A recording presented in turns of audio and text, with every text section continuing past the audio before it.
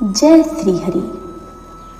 आप सभी धर्म प्रेमी दर्शकों का स्वागत है हमारे आध्यात्मिक चैनल में, जहां हम आपके लिए लाते हैं सनातन धर्म की पवित्र व्रत कथाएं और त्योहारों का महत्व। आज हम बात करेंगे आषाढ़ कृष्ण पक्ष की योगिनी एकादशी की, जो पापों का नाश करने वाली और पुण्य देने वाली एक अद्भुत तिथि है। इस वीडियो में आप जानेंगे योगिनी एकादशी का व्रत क्यों करना चाहिए, इसकी पूजन विधि क्या है और वह पौराणिक कथा जिससे एक यक्ष को जीवन दान मिला। तो अंत तक जरूर जुड़े रहिए और यदि आपको यह जानकारी उपयोगी लगे तो कृपया चैनल को सब्सक्राइब जरूर करें। भगवान श्री कृष्ण से युधिष्ठिर ने पूछा, वासुदेव, आषाढ़ के कृष्ण पक्ष में जो एकादशी होती है उसका क्या नाम है? कृपया उसका वर्णन कीजिए। भगवान श्री कृष्ण बोले, नृपश्रेष्ठ, आषाढ़ के कृष्ण पक्ष की एकादशी का नाम योगिनी है। यह बड़े बड़े पातकों का नाश करने वाली है। संसार सागर में डूबे हुए प्राणियों के लिए यह सनातन नौका के समान है। तीनों लोकों में यह सारभूत व्रत है। अलकापुरी में राजाधिराज कुबेर रहते थे। वे सदा भगवान शिव की भक्ति में तत्पर रहने वाले थे। उनके हेममाली नाम वाला एक यक्ष सेवक था जो पूजा के लिए फूल लाया करता था। हेममाली की पत्नी बड़ी सुंदर थी। उसका नाम विशालाक्षी था। वह यक्ष काम पास में आबद्ध होकर सदा अपनी पत्नी में आसक्त रहता था। एक दिन की बात है, हेममाली मानसरोवर से फूल लाकर अपने घर में ही ठहर गया और पत्नी के प्रेम का रसास्वादन करने लगा। अतः कुबेर के भवन में न जा सका। इधर कुबेर मंदिर में बैठकर शिव का पूजन कर रहे थे। उन्होंने दोपहर तक फूल आने की प्रतीक्षा की। जब पूजा का समय व्यतीत हो गया तो यक्षराज ने कुपित होकर सेवकों से पूछा, यक्षों, दुरात्मा हेममाली क्यों नहीं आ रहा है? इस बात का पता तो लगाओ। यक्षों ने कहा, राजन, वह तो पत्नी की कामना में आसक्त हो अपनी इच्छा के अनुसार घर में ही रमण कर रहा है। उनकी बात सुनकर कुबेर क्रोध में भर गए और तुरंत ही हेममाली को बुलाया। देर हुई जानकर हेममाली के नेत्र भय से व्याकुल हो रहे थे। वह आकर कुबेर के सामने खड़ा हुआ। उसे देखकर कुबेर की आंखें क्रोध से लाल हो गई। वे बोले, ओ पापी, ओ दुष्ट, ओ दुराचारी, तूने भगवान की अवहेलना की है। अतः क्रोध से युक्त और अपनी उस प्रियतमा से वियुक्त होकर इस स्थान से भ्रष्ट होकर अन्यत्र चला जा। कुबेर की ऐसा कहने पर वह उस स्थान से नीचे गिर गया। उस समय उसके हृदय में महान दुख हो रहा था। कोढ़ों से सारा शरीर पीड़ित था, परंतु शिव पूजा के प्रभाव से उसकी स्मरण शक्ति लुप्त नहीं होती थी। पातक से दबा होने पर भी वह अपने पूर्व कर्म को याद रखता था।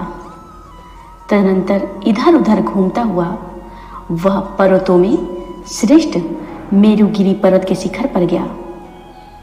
वहां उसे तपस्या के पुंज मुनिवर मार्कंडेय जी का दर्शन हुआ।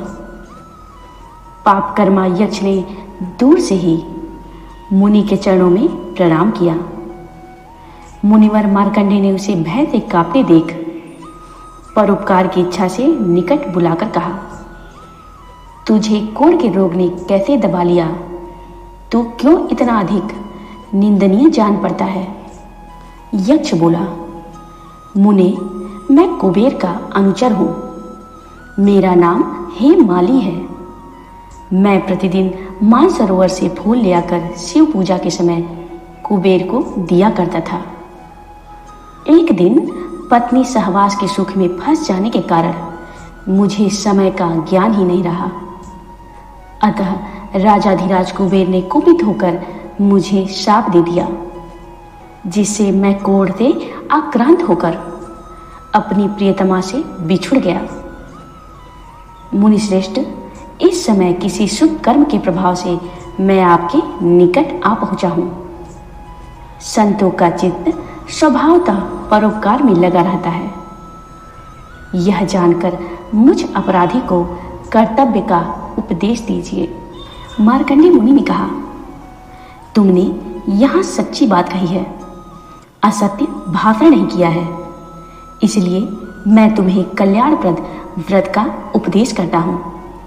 तुम आषाढ़ की कृष्ण पक्ष में योगिनी एकादशी का व्रत करो। इस व्रत के पुण्य से तुम्हारी कोढ़ निश्चय ही दूर हो जाएगी। भगवान श्री कृष्ण कहते हैं, ऋषि के ये वचन सुनकर हेममाली दंड की भांति मुनि के चरणों में पड़ गया। मुनि ने उसे उठाया, इससे उसको बड़ा हर्ष हुआ। मार्कंडेय जी के उपदेश से उसने योगिनी एकादशी का व्रत किया, जिससे उसके शरीर की कोढ़ दूर हो गई। मुनि के कथनानुसार उस उत्तम व्रत का अनुष्ठान करने पर वह पूर्ण सुखी हो गया। भगवान श्री कृष्ण युधिष्ठिर से कहते हैं, राजन, यह योगिनी का व्रत ऐसा ही बताया गया है जो 88,000 ब्राह्मणों को भोजन कराता है। उसके समान ही फल उस मनुष्य को भी मिलता है जो योगिनी एकादशी का व्रत करता है या इस कथा को श्रवण करता है। योगिनी एकादशी महान पापों को शांत करने वाली और महान पुण्य फल देने वाली है। इसके सुनने से मनुष्य सब पापों से मुक्त हो जाता है। जय श्री कृष्ण, जय श्री हरि। योगिनी एकादशी की पूजन विधि। प्रातःकाल ब्रह्म मुहूर्त में स्नान करें। पवित्र स्थान या गंगा जल मिश्रित जल से स्नान उत्तम है। व्रत का संकल्प लें। मैं विष्णु भगवान की कृपा से योगिनी एकादशी का व्रत कर रहा हूँ या कर रही हूँ। विष्णु जी की प्रतिमा या चित्र स्थापित करें। उन्हें पीला वस्त्र पहनाएं। गंगा जल से स्नान कराएं। धूप, दीप, चंदन, अक्षत, तुलसी दल आदि से पूजन करें। फल, पंचामृत, नारियल और मिठाई का नैवेद्य अर्पित करें। ओम नमो भगवते वासुदेवाय मंत्र का जाप कम से कम 108 बार करें। श्री विष्णु सहस्त्रनाम या श्रीमद् भगवत गीता का पाठ करें। रात्रि में जागरण और हरि नाम संकीर्तन करें। द्वादशी को ब्राह्मण को भोजन करवाकर दान दक्षिणा दें और स्वयं पारण करें। योगिनी एकादशी का व्रत करने से मनुष्य को 88,000 ब्राह्मणों को भोजन कराने के बराबर पुण्य प्राप्त होता है। यह व्रत पुराने कर्मों के दोषों से छुटकारा देता है। शरीर के रोग, विशेषकर चर्म रोग, कोढ़ आदि नष्ट करता है और अंत में मोक्ष का मार्ग प्रशस्त करता है। भगवान विष्णु स्वयं कहते हैं कि जो भक्त योगिनी एकादशी करता है उसे स्वर्गलोक की प्राप्ति होती है और वह इस जन्म में सुखी जीवन जीता है। योगिनी एकादशी से जुड़ी कुछ विशेष बातें। इस दिन तुलसी पत्र, पीली मिठाई और पीले वस्त्र अर्पण करने से विष्णु जी अति प्रसन्न होते हैं। रात्रि में श्री विष्णु सहस्त्रनाम या विष्णु चालीसा का पाठ अत्यंत फलदायक है। यदि संभव हो तो किसी रोगी को औषधि दान करें। यह भी योगिनी एकादशी के पुण्य को कई गुना बढ़ाता है। व्रत का पारण द्वादशी को सूर्योदय के बाद करें। उपवास करने वाले केवल फल और जल ग्रहण करें। योगिनी एकादशी का व्रत एक पापी को भी पुण्यात्मा बना सकता है। यह व्रत केवल कर्मों को ही नहीं धोता, बल्कि आत्मा को भी शुद्ध करता है और ईश्वर की कृपा दिलाता है। अगर आपको यह कथा और जानकारी उपयोगी लगी हो तो कृपया इसे अपने मित्रों, परिवार और भक्तजनों के साथ जरूर साझा करें। हमारे चैनल को सब्सक्राइब करें और बेल आइकन दबाएं ताकि अगली व्रत कथा की जानकारी आपको सबसे पहले मिले। जय श्री हरि, जय भगवान विष्णु। हरिओम तत्सत।